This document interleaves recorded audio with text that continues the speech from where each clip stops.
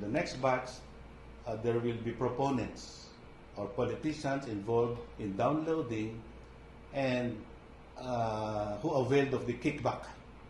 So you can expect a congressman, past or present, to be involved in the next batch of cases, senators, whether past or present senators, and other proponents who were involved.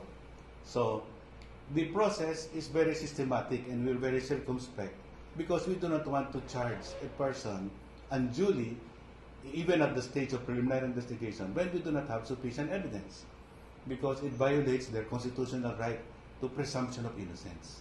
That is why we are asking for patience, because we are balancing the power of government so that it will not be oppressive to the respondents, and at the same time, the need to get justice. Because justice can only be based on evidence that is available, admissible, and credible for the court's purposes. So right now, we are leading to that stage.